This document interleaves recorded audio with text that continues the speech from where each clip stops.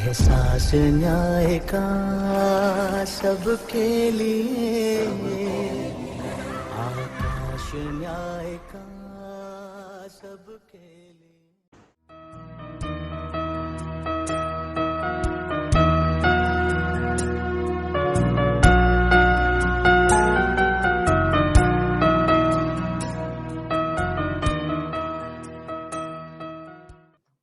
Hello everyone, I'm Sayonara Telles Laad, Member Secretary, Goa State Legal Services Authority. I am happy to be here with you to share some information about mediation. But let us get this clear first, that what I'm speaking today is about mediation and not meditation. I've come across many people apart from the legal fraternity who confuse between meditation and mediation. To be unconditionally happy and to have peace of mind, we do meditation. Meditation has always been a solution for alleviating stress and achieving clear-headedness, and mediation is associated with one of the modes in alternative disputes redressal forums. There are family disputes, property disputes, business disputes, matrimonial disputes, so on and so forth. And if the differences are not resolved, then they reach the courts. There is nothing wrong in having a dispute, but what is important is how the parties handle that dispute. Currently, we are all passing through a global crisis on account of COVID-19. COVID-19 or coronavirus has been officially declared as a pandemic by World Health Organization on March 11, 2020. This pandemic has not just resulted in loss of lives, but has had an adverse impact on business, commerce, performance of the contractual obligations, and the global economies on account of lockdowns and restricted movement. Instead of addressing all such contractual disputes through litigation or arbitration, parties should use their best endeavors to resolve the same through mediation in the first instance. A settlement, if arrived at in a commercial dispute, strengthens the business relations and may result in a win-win situation for both the parties. It has been rightly said by Albert Einstein, and I quote him, "In the middle of every difficulty lies opportunity." Unquote. In the light of the COVID grim situation, the courts have risen to the occasion and gradually evolving the virtual hearings by way of video conferencing in urgent matters and having online filings. It is time that we understand the merits of mediation and resort to mediation of disputes between the parties. There is a need to change the mindset about mediation. It should be mandatorily resorted to as a mode of addressing the disputes between the parties. If mediation does not work out, then and only then the parties should approach the courts by way of litigation or arbitration, as the case may be. And I'm sure many of you would not want to litigate. So the best way is to go in for alternate disputes redressal forums for settlement of cases. When do we reach out for mediation? Yes, it's usually when we have disputes. So instead of rushing to courts to litigate, how about mediation?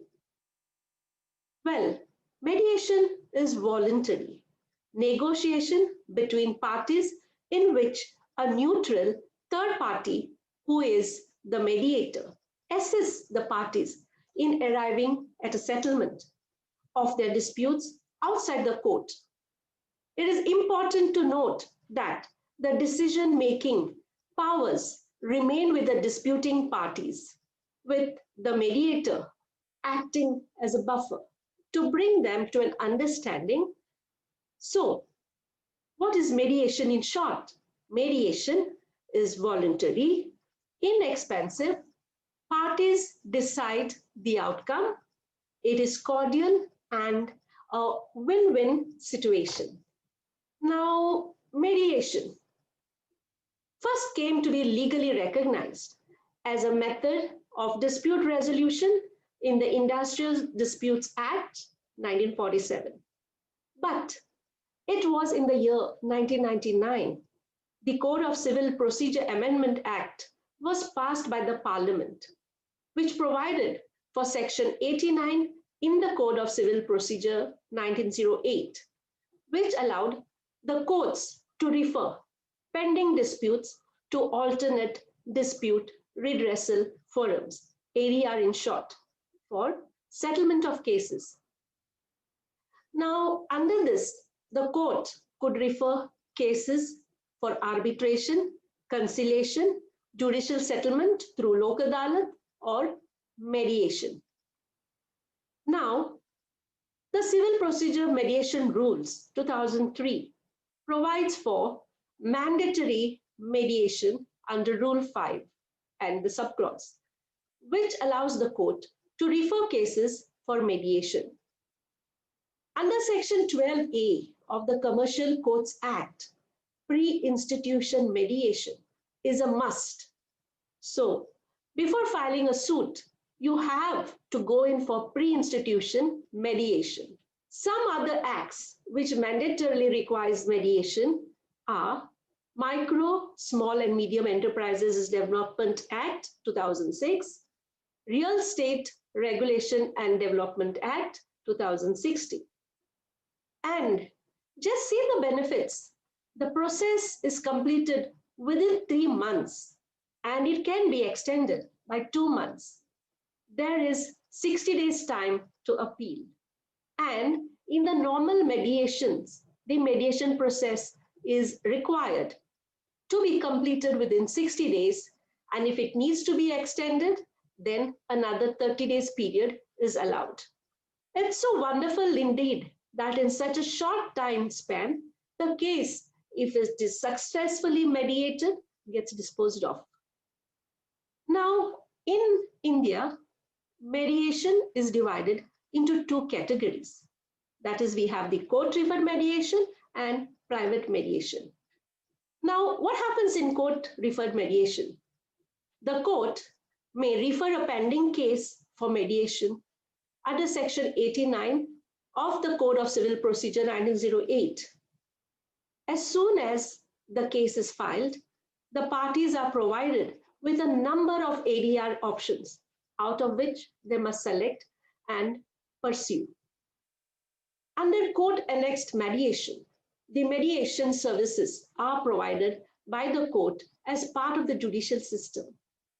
The court maintains a list of skilled and experienced mediators who are available to the parties, and court-referred mediation are mostly pro bono, that is, free.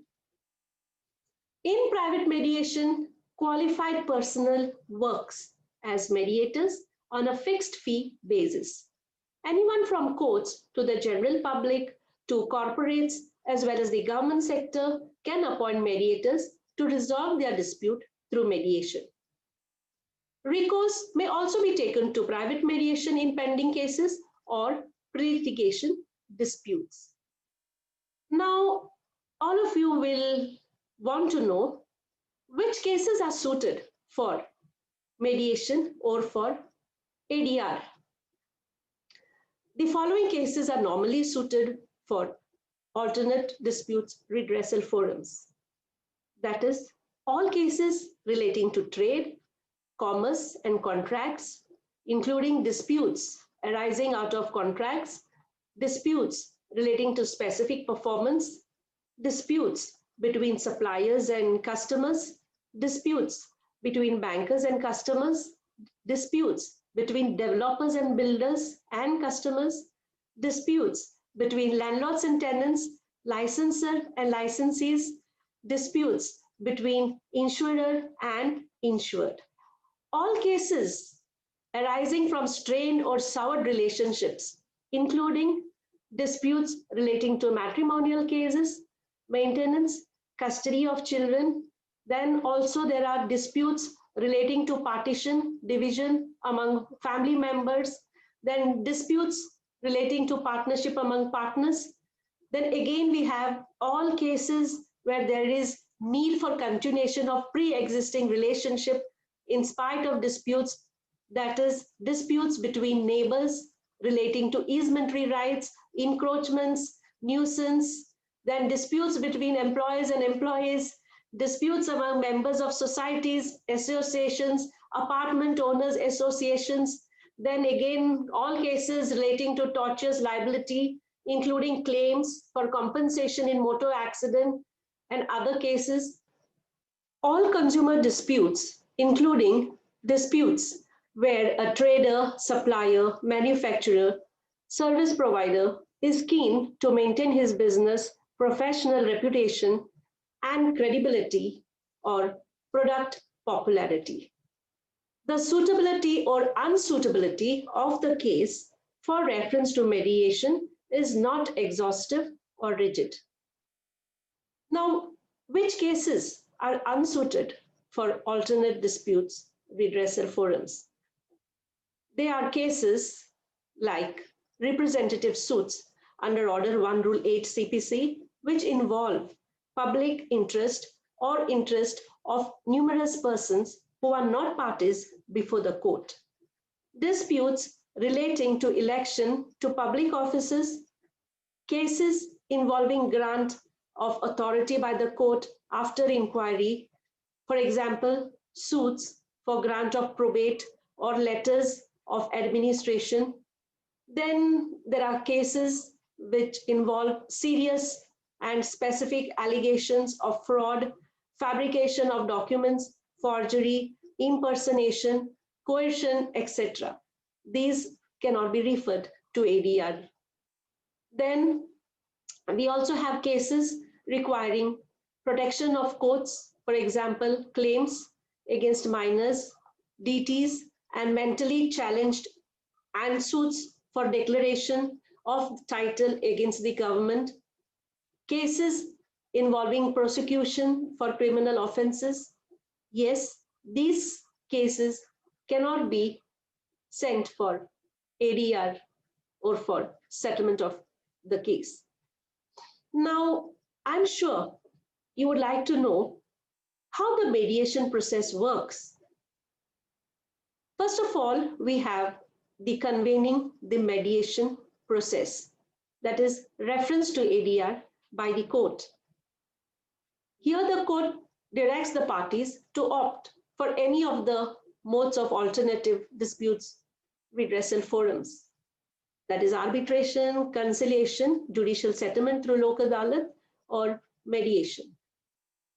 Now, the appropriate stage for making the reference in civil cases is after the completion of pleadings and before framing the issues. While in cases pertaining to family law, the appropriate time for making the reference would be immediately after service of notice on the respondent and before filing of the written statement by the respondent. But you don't have to worry. Even if the court has not referred the case to ADR at these times, nothing prevents it from referring the matter at a later stage. Then there is a referral order which is issued by the referral judge, which initiates the process of mediation. And the ideal referral order contains details like the name of the referral judge, case number, name of the parties, the date and year of the institution of the case, stage of trial, nature of dispute, the statutory provision under which the reference is made, the next date of hearing before the referral court, then whether the parties have consented for mediation or not, the name of the institution or the mediator to whom the case is referred for mediation, the date and time for the parties to report before the institution, the mediator, then the time limit for completing the mediation, then the quantum of fees or remuneration if payable, the contact address and telephone numbers of the parties and their advocates. So these are all the details which are required to be mentioned in the referral order. Now we move forward. Now we move before the mediator.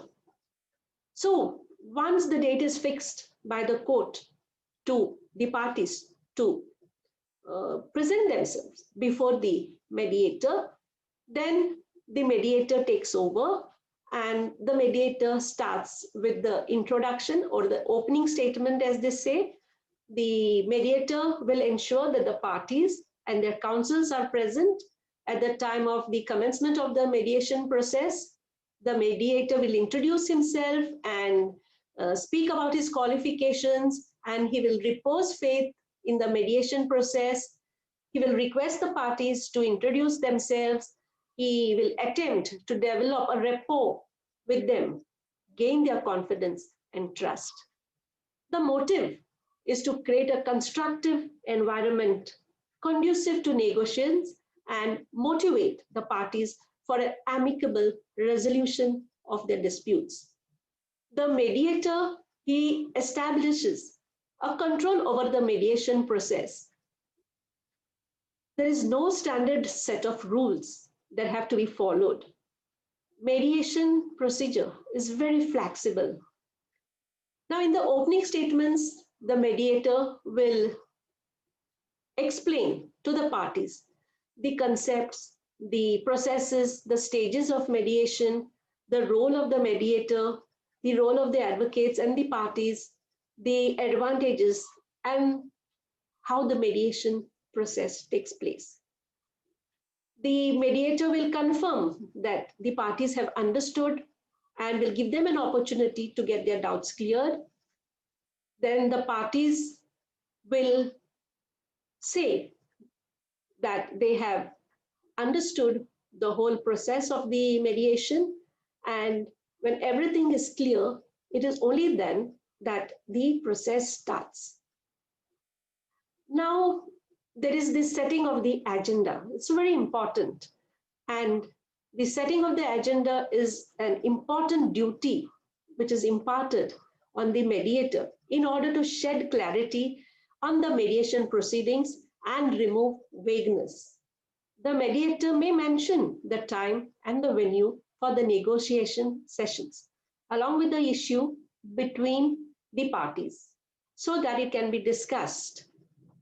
Then comes the facilitation of the negotiation and the generation of options.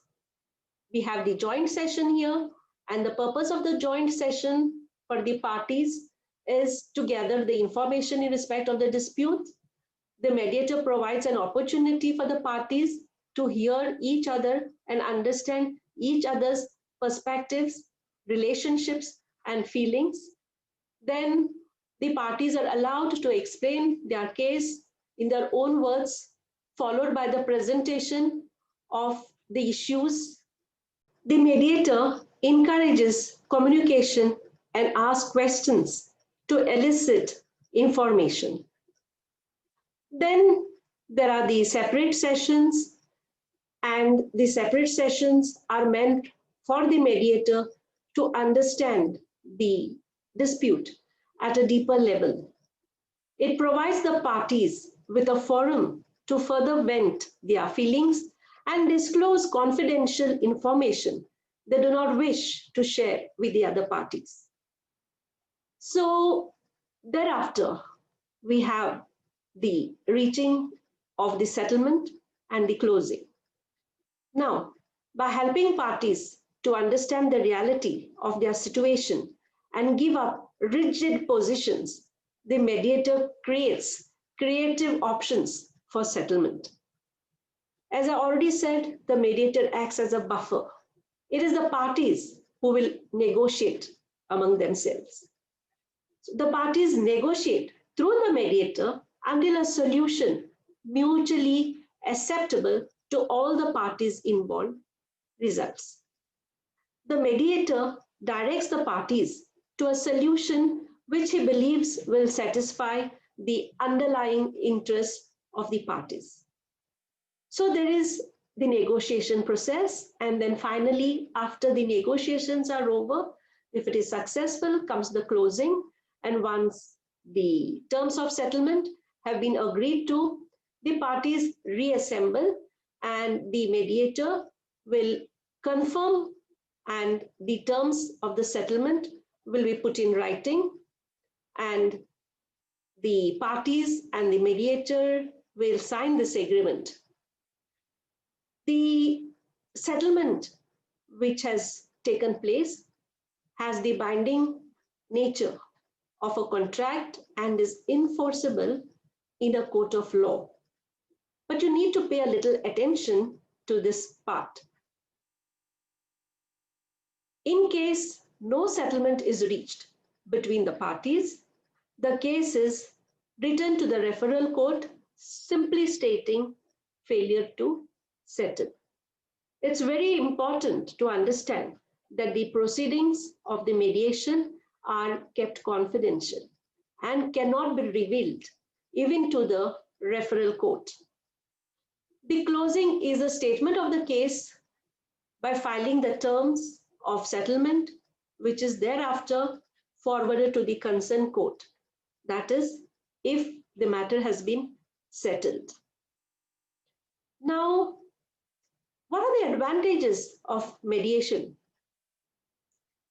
You see, mediation is a better and more lucrative alternative to the court system, as it gives the parties control over the scope of the mediation in terms of the issues discussed and its outcome with regard to the terms of the settlement and to settle or not. Then the control here in mediation is not vested with the judge or the jury, but the parties themselves, as I've been saying all along. And it helps them to reach a mutually agreeable solution.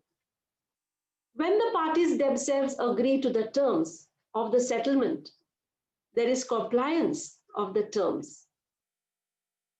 Now, it also allows the parties to directly participate in the negotiation and present the case in their own perspective. It's very important to know that mediation takes less time to resolve disputes than standard legal channels. If a settlement is reached, the parties also save money on their hourly costs and no further litigation. It's really good. Court fees are also refunded since it takes less time, it is speedy, economical, and efficient. By providing a procedure that is simple and flexible, mediation can be modified to the demands of each case and allows the party to carry on with their day-to-day activities. It thus creates an informal, cordial, and conducive environment for dispute resolution.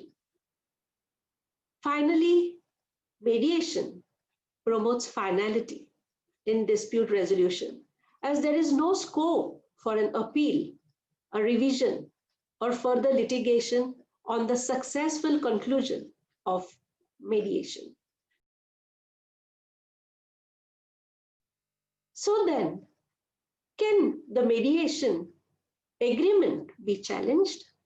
Yes, definitely. A successful mediation results in a negotiated agreement that takes place of a contract between the parties. The parties cannot pursue any litigation for the underlying dispute if they are dissatisfied with the settlement reached, as it would amount to a breach of the contract. However, if the parties wish to dispute the agreement, they can bring an action in court challenging the validity of the agreement based on principles of contract law and not on the basis of the underlying dispute. So we need to keep in mind this. Now, a mediation is also less emotionally stressful than a trial might be. Hence, mediation is a win-win situation. Yes, I've spoken about the advantages, but I will also acquaint you with the disadvantages of mediation. Though there are much more benefits than the disadvantages of mediation. Now, what are the disadvantages in mediation? The disadvantage is that in mediation, there are no formal rules or procedures that have to be followed. Thus, mediators do not have access to a lot of tools to get people to testify or produce evidence to get to the truth of the matter. Lawyers also have a role to play in mediation. Now, with the constant pace of change in the legislative environment and in common law, lawyers are required to prepare their clients for mediation. Despite the increasing use of mediation as the most popular form of ADR process, many lawyers are not prepared for what actually happens in a mediation session. Some lawyers see their role in mediation as quite limited. They explain the process to the client, may make the opening statement, provide legal advice, and then throw their clients into the process without any lifeline. Others try to dominate the process. They behave in an adversarial manner, as if they were at trial, and often limit or prevent their clients' participation in the process. This is unfortunate, as the lawyer has a central role in making mediation work for their client and in a constructive, creative, and productive way. Lawyers working with their client before the mediation helps to identify the client's best alternative to a negotiated agreement, that's BATNA, and to understand the worst alternative to a negotiated agreement, in short, VATNA. Yes, we need to be part of the solution and not part of the problem. The lawyer, as problem solver, has the ability to analyze situations through a lens that sees both the client's and opposing parties' interests. By translating client positions into interests, generating and assessing conventional and novel options to address the problem, counsel performs a valuable service to the client, who often cannot step back from the conflict to see the light at the end of the tunnel. I would like to quote Henry Ford here, and I quote him: "Do not find fault, find a remedy," unquote. Well, litigating a case can cause stress and it takes a toll on the health. Let us see the common effects of stress on your body. Headache, muscle tension or pain, chest pain, fatigue, change in sex drive, stomach upset, sleep problems. And, well, here are some common effects of stress on your mood. When you're stressed, you start getting anxious. Restlessness is another cause. Lack of motivation or focus, feeling overwhelmed, irritability or anger, sadness or depression. So instead of litigating, which causes so much of stress, it's good to try out the ADR forums for settlement of cases.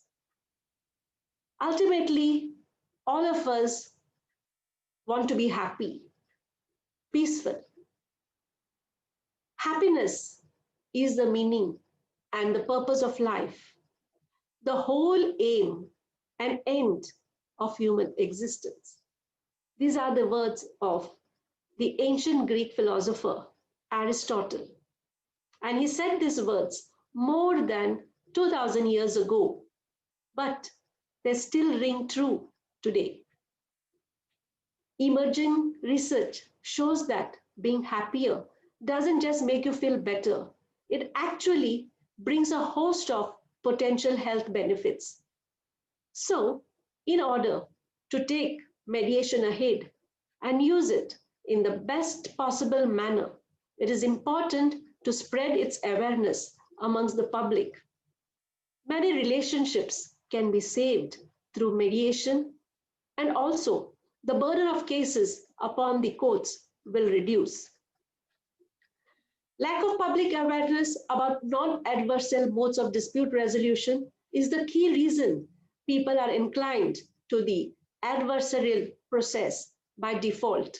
I feel that the need of the hour is to resort to mediation, not as an alternate dispute resolution mode, but as a primary or first mode of dispute resolution. Encouraging mediation may well be the way forward for ensuring speedy delivery of justice. Before I conclude, I would like to quote Indira Gandhi, who has said that you can't shake hands with a clenched fist.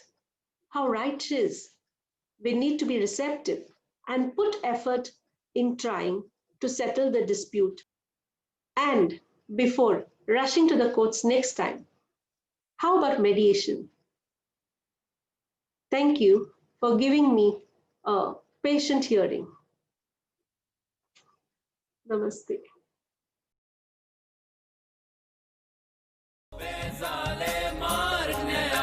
राष्ट्रीय न्यायिक सेवा प्राधिकरण न्यायालयातल्या कारवाई खातीर बरो वकील मेळोवन दिता. वेळार योग्य कायदा खालची मदत आणि सल्लो दिता. लोक अदालत द्वारा चड काळच्या केसीक बेगीन सोपयता. आणि ते बी सामके मोफत. राष्ट्रीय न्यायिक सेवा प्राधिकरण बेस बरो न्याय बेस बरो समाज. अधिक माहिती खातीर लागच्या न्यायालयातल्या न्यायिक सेवा प्राधिकरण कार्यालया लागीं संपर्क करा वा टोल फ्री नंबर 151000 चेर फोन करा.